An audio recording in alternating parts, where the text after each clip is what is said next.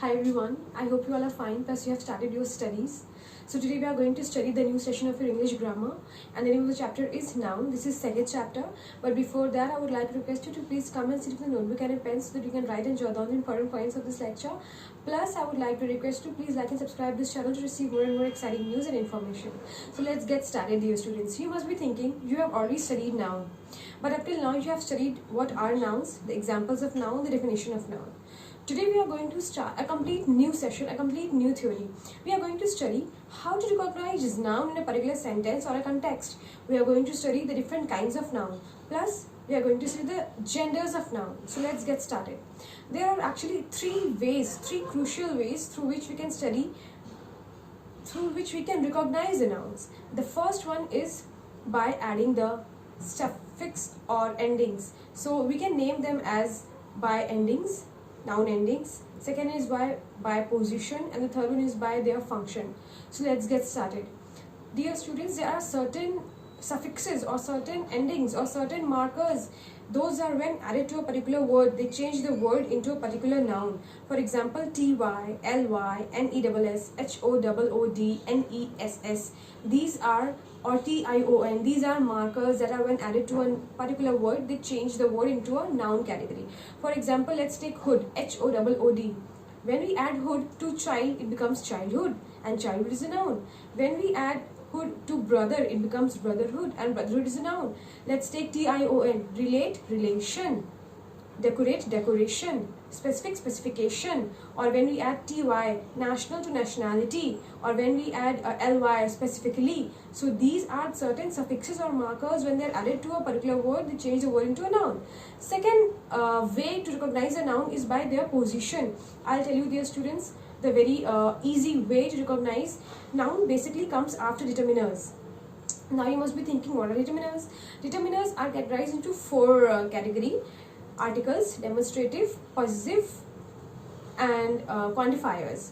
So it can be a and the, it can be few, some, many. So these are some determiners. For example, the aeroplane or some students. So noun always comes after the determiner. And there is also one other way, that is noun always comes after the adjective. For example, great question. Question is a noun and great is an adjective. As you all know, adjectives answers the question what kind of. So what kind of question was that? A great question. Or a smart boy. What kind of boy it is? He is smart. So boy is a noun and smart is an adjective. So adjectives always comes before noun and noun comes after adjective. So this was the second way. The third way is by their function. There are actually three categories in this. The noun can be categorized by a subject, when it's a subject, when it's an object, or when it's subject and object both. For example, the boy is playing. Here boy is a subject and it's a noun. Then the letter is written by a boy. The letter is written by a boy. The letter is a subject and boy is an object.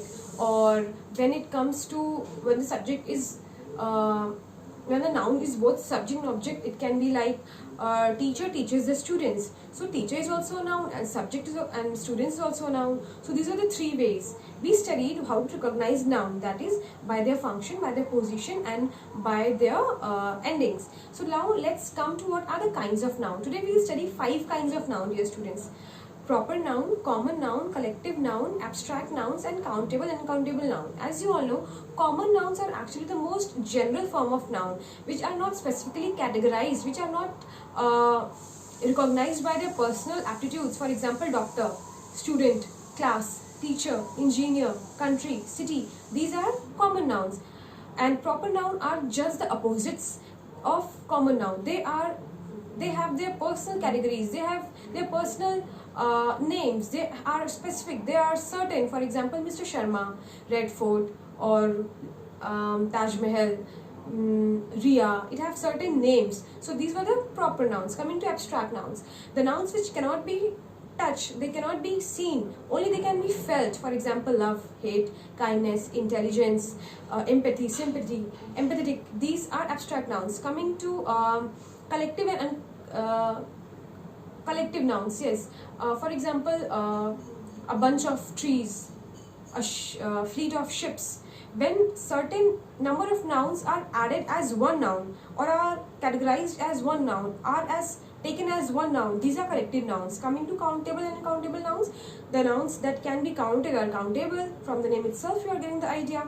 The noun that can be countable, for example door, table, chair, pencil, pen, books, these are countable nouns. And just the opposite of countable nouns are uncountable nouns, the nouns which cannot be counted. For example milk, water, oil, or empathy, sympathy, kindness, these are uncountable nouns. So dear students, we study 5 kinds of noun. Let's come to the genders of noun. So there are 4 genders of noun: masculine gender, female gender, common gender, and neuter gender. From the name itself you are getting the idea, dear students. Use your logic.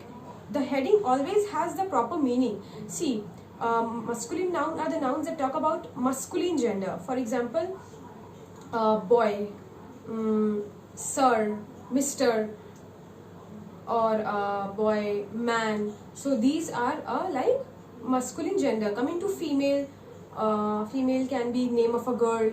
Okay, then common gender, the nouns that are taken as a common way, as a broader term, as a general term. For example, sometimes man is also taken as a general term. For example, man is immortal. Okay, and then coming to we had neuter gender, the which have no life. It's super easy. The nouns which have no life, the nouns which are non-living, table, chair, books, cell phones, these are neuter gender. So what are the topics that we studied, dear students, today? We covered 3 actually main crucial topics. The first one was how to recognize a noun in a particular context due to their certain grammatical category, and the second was the kinds of noun, and third was the genders of noun. So I hope you have jotted down the important points of this lecture. So here are some assignments for you, dear students. Please read the chapter very carefully, plus do the fair of your notes that you have jotted down right now, plus write the definition of all the nouns that I have taught you, the classification of nouns, how to recognize a noun in particular context or a sentence, plus what are the genders of noun. Your third work or homework or assignment is that do make the proper sentences from your daily life. So I hope you enjoyed this session, dear students. Take care. Bye.